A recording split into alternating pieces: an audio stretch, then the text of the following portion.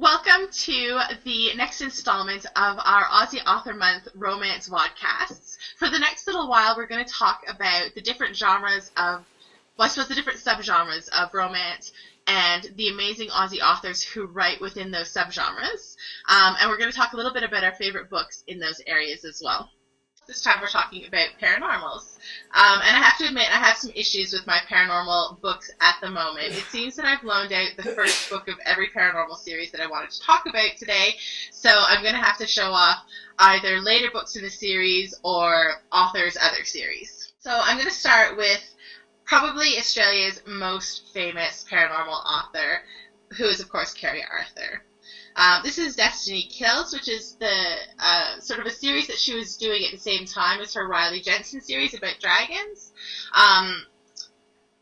It's really good, but I have to admit that it's the Riley Jenson series that I really, really adore from Keri Arthur. And I've actually loaned out Full Moon Rising to my mom because she came with me to the ARA dinner, the ARA 2012 Awards dinner, and we sat with Keri Arthur at our table, and my mom wanted to read a book by every author that we sat with. So she's got Full Moon Rising at the moment, so I can't show it off. But trust me, if you haven't read this series, it's so good. It's just so fast-paced and so much happens, and it's violent and it's sexy and it's dark and it's just everything that you could possibly love about a paranormal series. I haven't read it. I haven't read the Riley Jenson series. And do you know why? Because there's a love triangle.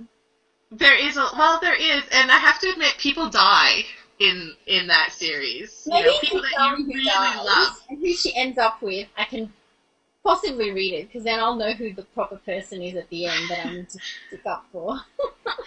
Well, the series is over now, and I didn't read the last three because I was so... It was so hard waiting between the books that I just stopped. And I said, okay, I'm not going to read any more until the whole series is out, and now it's out. And I will read the series again as soon as I get Full Moon Rising back from my mom. So how many books are there in the series? I think 9, off the top of my head. Because this is a book and it finishes. There are, I think there's 2. I think it's a duology about some dragons who can also take human form, but the books are quite complete. So if you wanted to try her, this is a nice one. I really, really want to try Keri Arthur because I think she's one of those authors who sells a gazillion bajillion books, but she's so humble, and you rarely hear about her, and yet she's just, she writes, she releases books, people love it.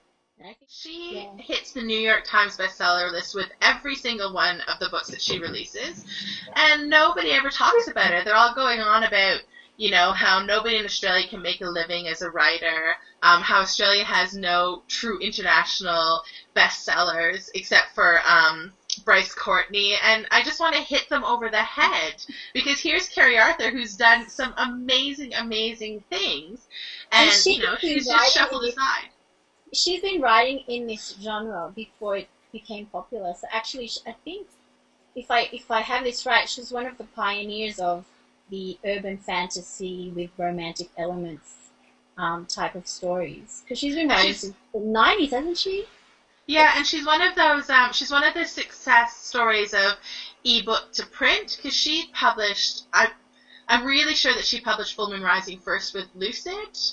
And then eventually got picked up by New York. So, she ticks all of those boxes and she just gets ignored, and it really makes me angry. And the other paranormal that I really wanted to talk about is Erica Hayes. Now, this is Shadow Glass, which is the second book. Shadow Fae is the first one. And Shadow Fae just blew me away. I was so enthralled from the very beginning. The way she wrote was so new and fresh. The fact that there was sort of no good and no evil, there was only shades of gray, and look, I just think she's one of the most dynamic writers out there at the moment, and vastly unappreciated. Shadow Fae is one of my keeper books. It's actually a very interesting book because it doesn't follow the same structure as most other urban fantasy novels. It's a kind of book that will annoy a lot of readers because it switches, between first person and third person, present tense and past tense, which You know, there are some people who won't even read first person, so when you try to mix and match with tenses, I can just see some people's heads will explode. But actually, it's a really, really good book. It's a really enjoyable book. It's not a conventional romance because the heroine is basically a slave, and so one of the things that her master tends to get her to do is to pretty much seduce people to get them to do what they want. And so in the course of the book, if I can recall correctly, she doesn't just sleep with a hero, she actually has to go and, you know, kind of seduce all these other people. But it's just written very well, and I never felt that it wasn't a romance while I was reading it. But I have to admit it's in my vomit book list because one of the things that happens in this book is that when they steal people's souls, they do this vomit thing. I can't remember if they vomit or they swallow vomit or something. But anyway, it sounds pretty disgusting, but it's colourful vomit. It's quite tasteful as it's written.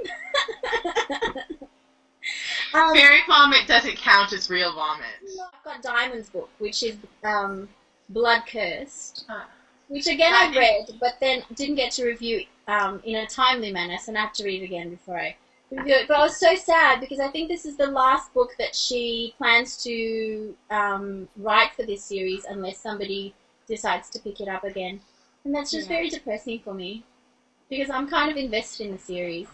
And there are some characters in the series who I would like to get their own books, but who have not been ready for them yet. The good news is I think she's writing more a paranormal romance series. About angels, I think.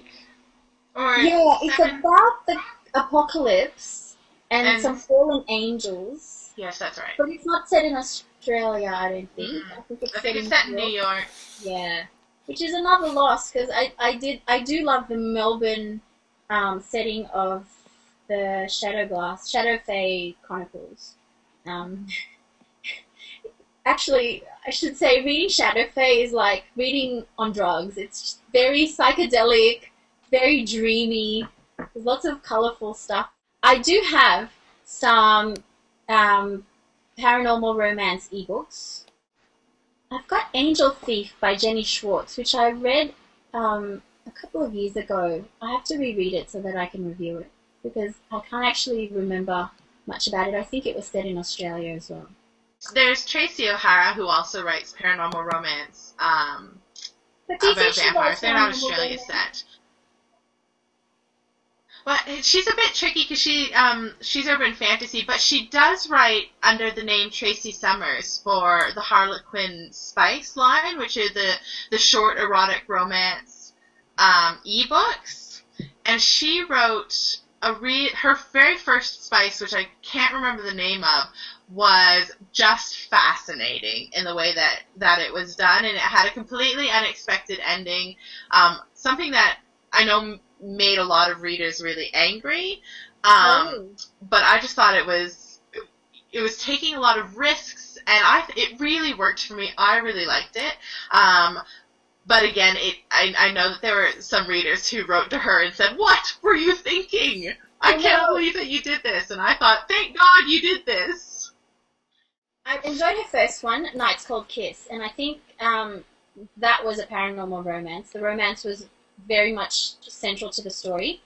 The second one, which was Death's Sweet Embrace, I think that was trying to be a romance, even though the series really wanted it to be an urban fantasy. So it didn't work as well for me. And I think, from what I understand, the next books will be more urban fantasy than paranormal romance. Well, that concludes our discussions about Aussie paranormal authors. Next up, we'll be talking categories.